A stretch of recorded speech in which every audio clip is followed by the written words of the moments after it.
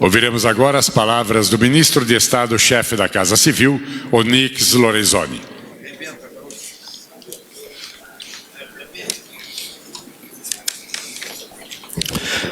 Senhor presidente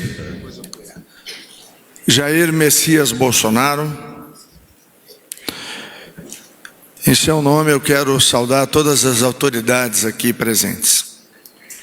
E quero lembrar, presidente, de um homem fundamental para a humanidade, que foi Winston Churchill. E ele tem uma frase que eu acho que é adequada para o momento que nós estamos vivendo. O socialismo é a filosofia do fracasso, a crença na ignorância, a pregação da inveja. Seu defeito inerente é a distribuição igualitária da miséria, como nós vimos no episódio venezuelano. Aqui me permito, com humildade, incluir mais um detalhe. Enquanto os socialistas distribuem a miséria, eles forram os bolsos e financiam projetos de poder, que passam muito longe de levar o bem-estar às pessoas. Muito se fala, presidente, na crise humanitária da Venezuela, mas poucos têm a coragem de dizer a verdade nua e crua. O que existe na Venezuela e causa dor aos nossos irmãos venezuelanos é o socialismo. Aliás, o comunismo, o socialismo, o esquerdismo doente, por onde passa, só causa dor e tragédia. E a história da humanidade, particularmente no século XX, mostra isso à exaustão. Da Itália fascista à Alemanha nazista para o mundo livre. Da União Soviética comunista para a Europa Ocidental. De Cuba para os Estados Unidos. Da Venezuela socialista e bolivariana para o Brasil. Agora, presidente, graças ao senhor e ao povo brasileiro, livre do PT, de seus puxadinhos, e hoje caminha celeremente no caminho da prosperidade. Falo de povos que de alguma forma tiveram que deixar suas pátrias, que foram tomadas por projetos nefastos de poder. Em muitos casos, tiveram que deixar pais, filhos e amigos. E uma das primeiras medidas, presidente, tomada pelo ministro Mandetta e pelo nosso presidente, foi acabar com aquela escravatura médico, entre aspas, cubana, que lamentavelmente o Brasil recebeu, pagou, e alguns organismos internacionais fecharam seus olhos quando as pessoas eram obrigadas a deixar seus filhos e filhas lá em Cuba e aqui recebiam apenas uma pequena parte do seu salário. E eu quero lembrar a todos aqui que muitos de nós, a começar pelo presidente Jair Bolsonaro, quando falávamos do Foro de São Paulo, éramos chamados de loucos, como se estivéssemos falando de algo que não existia. Não só existia, como existiu, e no caso venezuelano, provocou toda essa tragédia.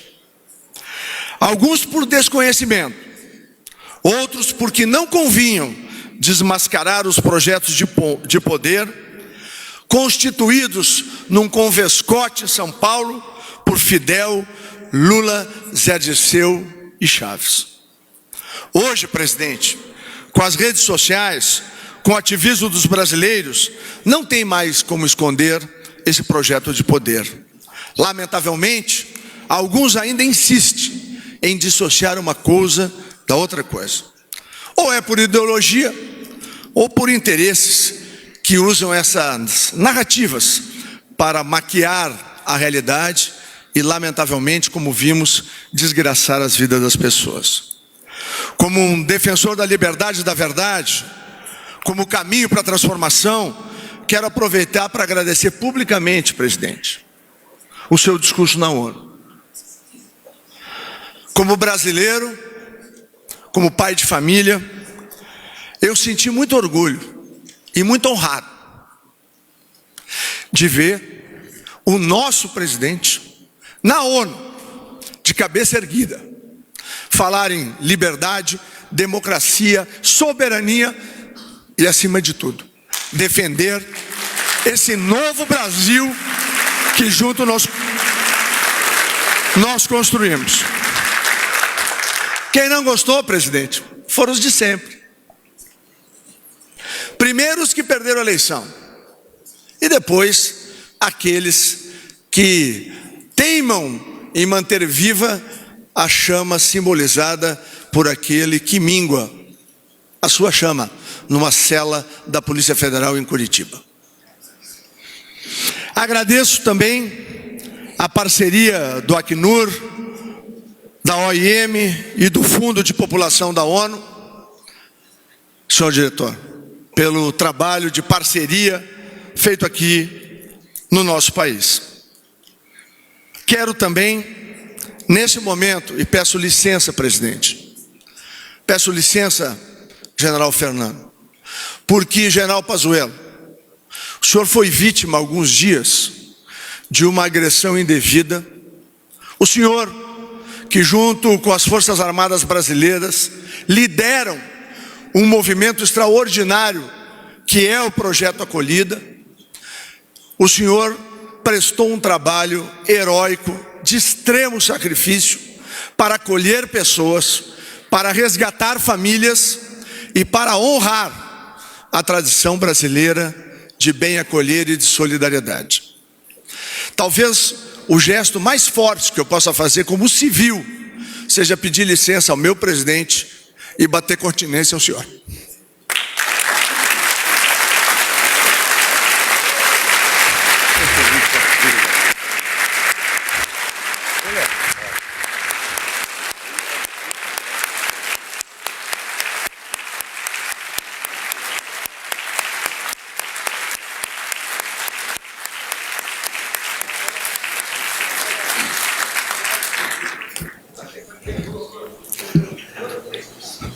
Nós não podemos, nesse momento, deixar de agradecer muito, e especialmente ao povo de Roraima.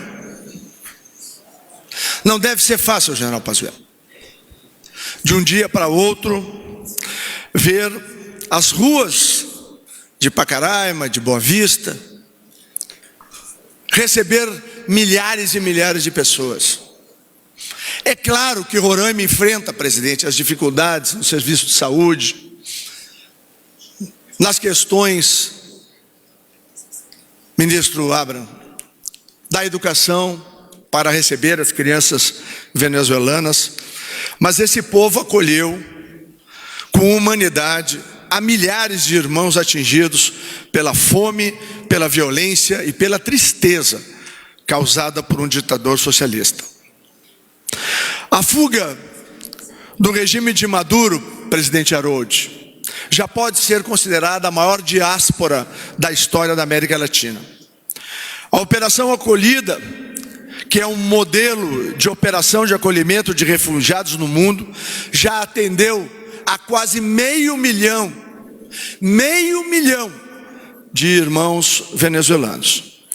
No governo Bolsonaro, o ritmo desta interiorização daqueles que são considerados ultra vulneráveis, ou seja, aqueles que não têm as menores condições de sobrevivência, já supera a casa dos 2.500 por mês.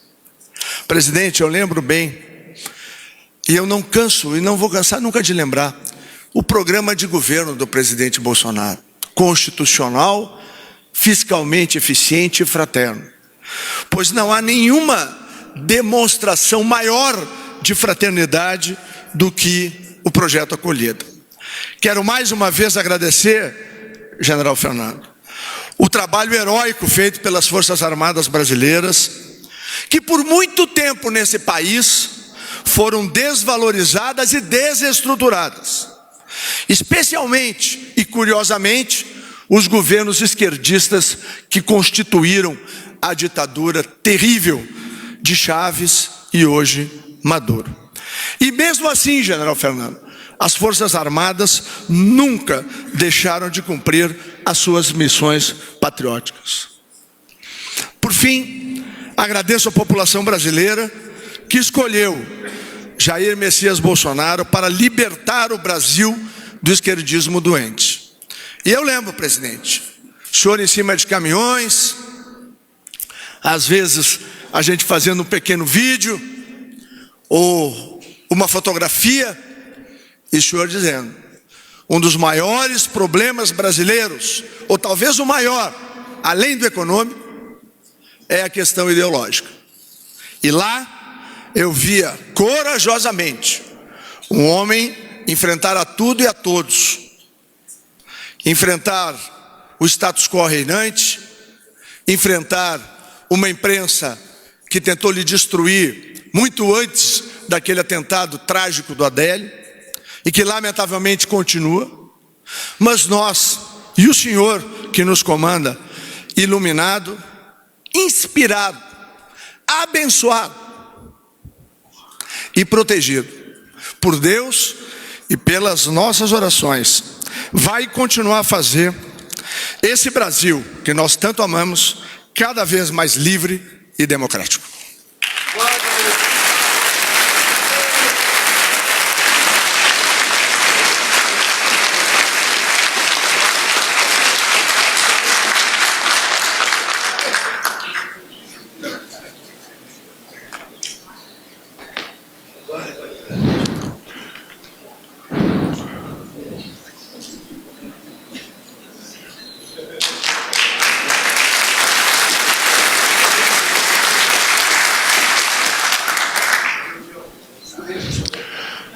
Senhoras e senhores, com a palavra o presidente da República, Jair Bolsonaro.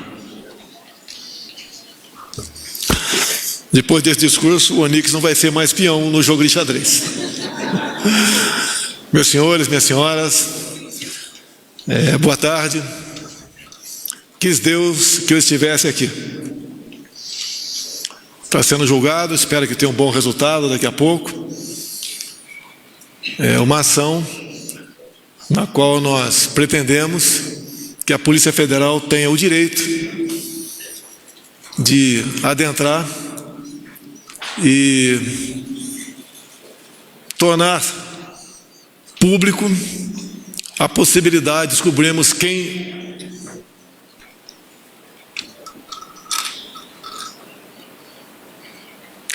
mandou me matar. Lamentavelmente, a OAB entrou com uma ação impedindo que a Polícia Federal fizesse seu trabalho no material apreendido na residência de um advogado. O advogado tem que ter sua imunidade, assim como parlamentar, mas não para cometer crimes. Agora, de onde vem tudo isso? Quem são as pessoas que entraram com essa ação? Esperamos agora conhecer quem são as pessoas que julgarão a possível derrubada da liminar. Mas, meus senhores e minhas senhoras,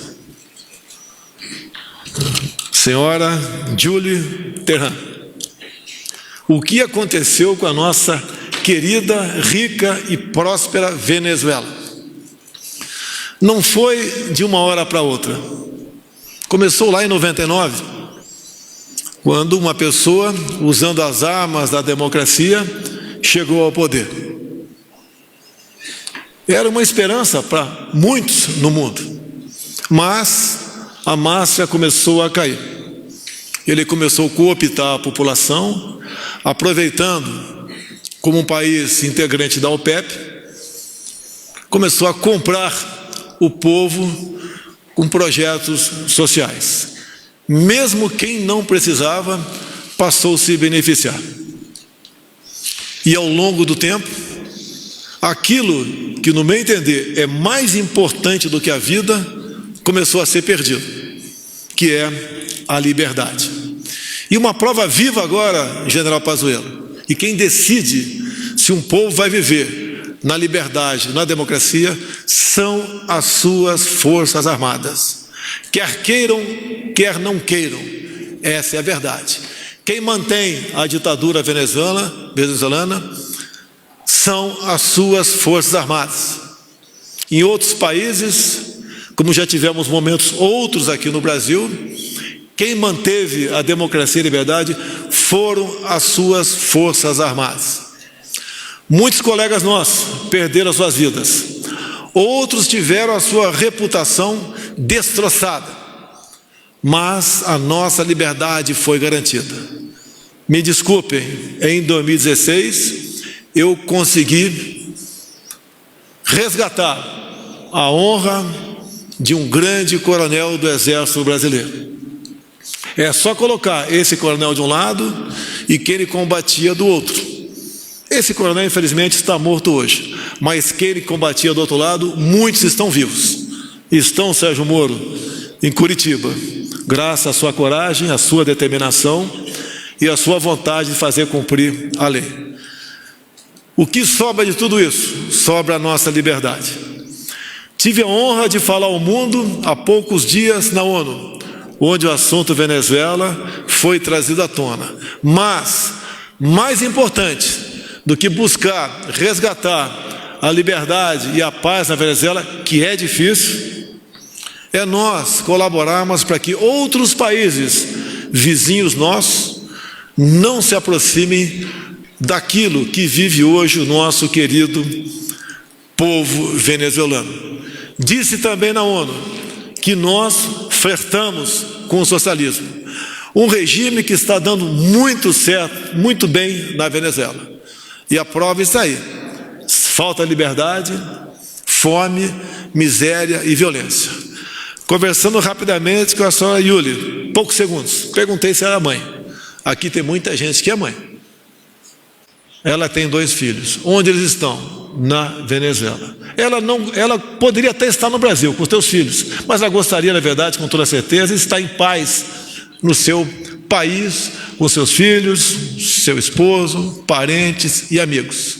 Mas quisera o lamentável destino que muitos se entregassem às facilidades daquilo que era oferecido pelo regime na época. Não se consegue entender como um país integrante da OPEP e rico, especialmente em ouro, se encontra na situação do momento. O Brasil não esteve longe disso. Somos mais ricos que a Venezuela. E graças a Deus, fomos salvos por parte de muitos homens e mulheres que entenderam a situação crítica em 2016 e deram basta a uma situação. E o quadro político, eu já trabalhava, já fazia pré-campanha antes disso. Estive em Roraima por 3 vezes. Não fui até Pacaraima porque não tinha uma segurança adequada, que risco, obviamente, como já tinha, já de certa forma conhecido, corria. Mas ver irmãs venezuelanas de 12 a 50 anos de idade se prostituir para não morrer de fome é triste, é doloroso e é lamentável. Nós nos livramos, mas não nos esqueçamos que o inimigo está aí do lado. O inimigo não dorme. O que alguns dizem que o cara lá é inocente e fica o tempo todo massacrando, batendo na cabeça do povo, fizeram o mesmo há pouco tempo, dizendo que lutava por democracia e não pela ditadura do proletariado. Cabe a todos nós se empenhar, fazer mais do que a sua parte, para zelar aquilo que você não pode usufruir sozinho, só pode usufruir em grupo, que é a liberdade, que é a paz, que é a esperança, que é ter o prazer de chegar em casa e encontrar esposa, esposos e filhos e levar a vida de paz naquele ambiente.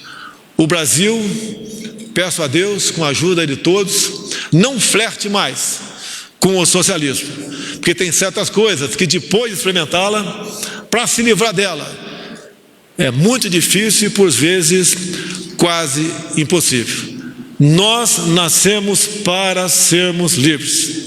Não é porque eu cursei, porque eu fiquei no Exército por 15 anos, mas eu agradeço, na pessoa do ministro da Defesa, Fernando, a condução das Forças Armadas de forma exemplar, de modo que nós sim cada vez mais respeitemos o próximo, os direitos de cada um, mas a liberdade acima de tudo. Nós juramos dar vida pela pátria, e todos nós, com toda certeza, devemos ter dentro de si que o nosso juramento maior é dar vida pela nossa liberdade.